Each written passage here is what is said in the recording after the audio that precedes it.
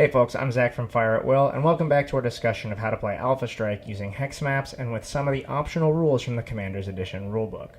If you haven't watched the first video yet, please click the link at the top of the screen, as we're going to be building on some of the ideas that we talked about in the first video, including how to read the hex maps and how to convert distances on the Alpha Strike cards to be usable on those hex maps. Today we'll be talking about the last two phases of an Alpha Strike turn, the combat phase and the end phase. And with that, let's start with the combat phase. The combat phase is the most involved phase of the game, and it's often the longest. It's also the most fun because it's when you and your opponent get to take turns blowing each other to smithereens. There's a helpful acronym that you can follow along in the Commander's Edition Alpha Strike book. Combat in Alpha Strike is all about taking your pilot's basic skill level and modifying it based on a variety of conditions. Players take turns firing all of their mechs, with the player who lost initiative going first, so the player who won initiative can react to their shooting, and then all damage gets applied in the end phase. The acronym that will be your guiding light is SATOR, with the S standing for skill, the A for attacker movement modifier, the T for movement modifier, the O for other modifier, and the R for range modifier. So the first part of the acronym is skill, or your pilot's aptitude in controlling their mech on the battlefield. In Alpha Strike, the base skill level is 4, and the points cost on the Alpha Strike card assume that the pilot is a skill level 4.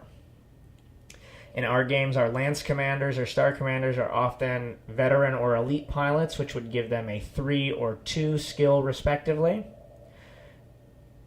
And when you take those units, you have to modify the skill. There's a chart for telling you how to do so in the Alpha Strike rulebook. The attacker movement modifier, which is the first modifier on the skill, is used because some movement types are more strenuous than others or less strenuous than others. So if your unit stood still or had been rendered immobile for some reason, you would get a -1 on your attack roll. If you moved up to your maximum ground movement, you would suffer no modifier, and if your unit used its jumping movement, you would get a +2 modifier. The T stands for Target Movement Modifier. You'll often hear Will and I refer to this as TMM in the videos. You can find it here on your Alpha Strike card. You can also hear my phone going off in this take. When attacking a unit that has moved at all, or if there is even if it's just one hex, then you must apply the target's movement modifier, or TMM, to your attack. If the unit has used its jump movement, it gets its target movement modifier +1. And if the unit has stood still but is not immobile for any reason, then they do not receive the TMM. If the target is immobile, instead of their TMM, they get a -4. So try not to become immobilized in the game. The O stands for other modifiers. This is mainly for terrain, partial cover, and heat.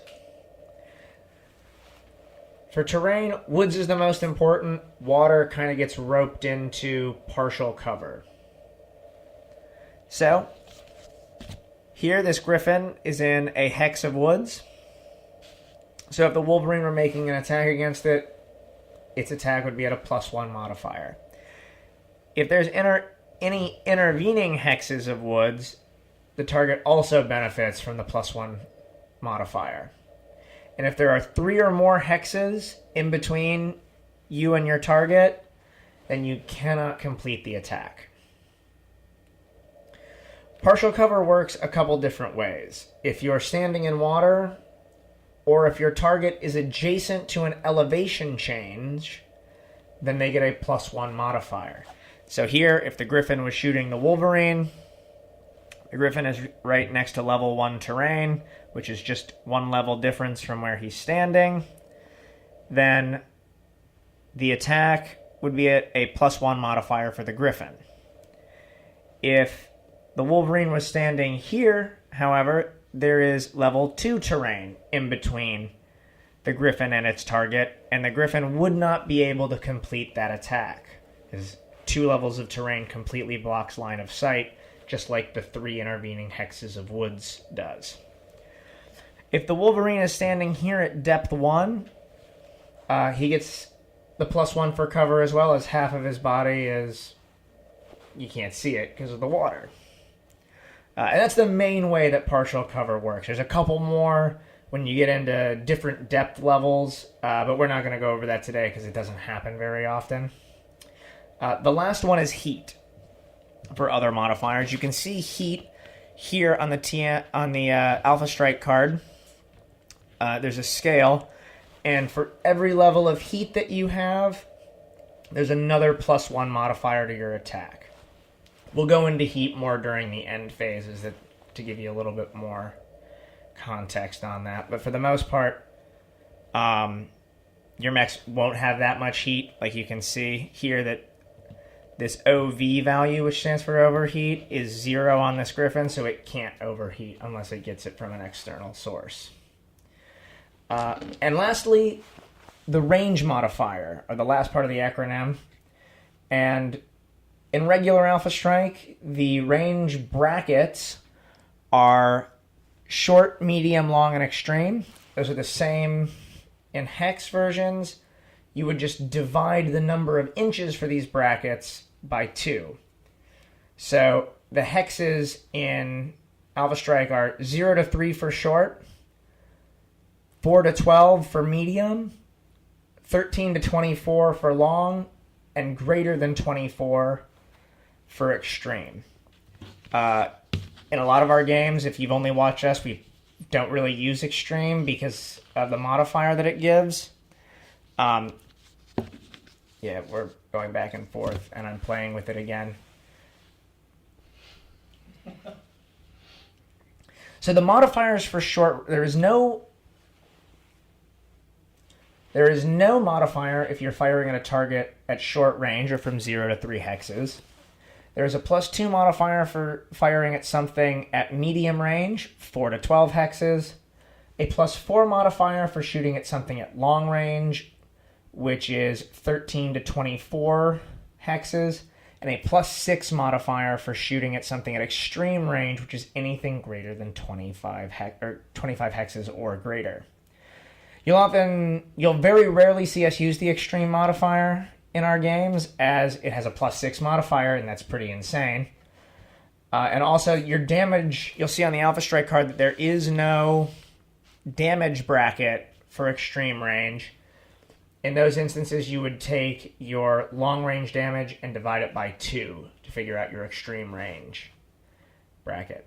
So now that we've gone over all of the different modifiers, I'm going to show you a mock shooting between the Griffin and the Wolverine.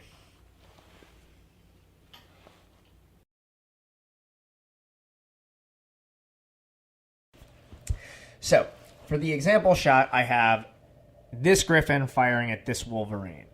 So following our acronym, S, the skill level of this Griffin is 4. A, his attacker movement modifier is 0 because he just used his regular ground movement. T, the TMM of our Wolverine here is 2. It's just 2, he didn't jump. His O modifiers are +1 for partial cover because he's standing on the ground and has level 1 adjacent to him. And also, he is in a hex of woods, so that gives him a 2. So far we've got skill 4, +2 for the TMM, +2 for the 4, +2 for the TMM, +2 for the other modifiers, and finally +2 for the range, because he has 1, 2, 3, 4 hexes away, which is the minimum for medium range. So, as we said earlier, you need to roll 2 dice and get greater to or equal to that modified skill. So I need a 10 or better on these 2 dice. That is an 8. That would not make it. And that's how you do it. Every shot that we make in the game, when you're seeing us do these are the calculations. We often do them off screen. That way there's not a whole bunch of shots of us going, yeah, that's how much I need. So, next up, we have the end phase where we'll talk about applying damage and heat. The end phase is where we apply damage and we look at heat. It's often one of the shorter phases depending on how much damage has been dealt. There are a couple of things to consider when applying damage. First, if your attack roll was 2 6s, often referred to as boxcars, then you get to roll on the critical hit table, which is found in the Alpha Strike rulebook, which adds extra negatives to the unit that suffered it in future turns. Next, you'll tick off armor bubbles on your card until you have applied all the damage or run out of armor bubbles. If you still have damage left over after the armor bubbles are filled, you'll start filling in the structure bubbles. If you fill in all of a unit's structure and armor bubbles, that unit is destroyed. If you fill in some of the structure but not all of them, then you get to roll on that critical hit table that we mentioned earlier. And that's damage.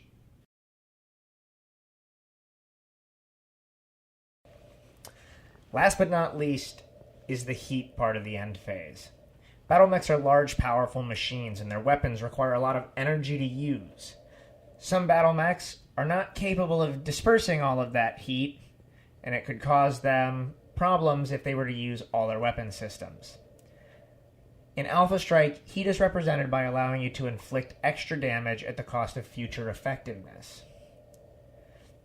To use your overheat on a mech, check to see if it has an overheat value. This Griffin has 0, so it could not, but the Wolverine that we're using has an overheat of 1, so it could overheat for 1 additional damage. You can overheat for up to and including your mech's overheat value. There are some, such as the Nova, that can overheat for 4, which is quite staggering. You can only overheat at short or medium ranges. After your attack roll, you apply 1 additional point of damage for every point that you overheated, and then you follow the following steps in the end phase to get your max heat value. So first, you add any overheat that you used. Second, you subtract 1 heat if you are standing in water. Third, you remove all the heat if you didn't make a weapon attack this turn. Fourth, you remove all heat if you started this end phase at the shutdown level of heat, indicated here. And then you also restart your mech as a part of that. This is one of the ways that your mech can be rendered immobile, as we talked about earlier, if it's shut down.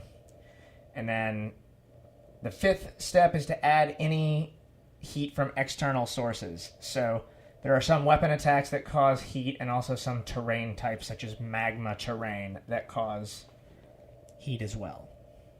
And that's it. That's the end of a turn in Alpha Strike. We'll do more videos going into more details.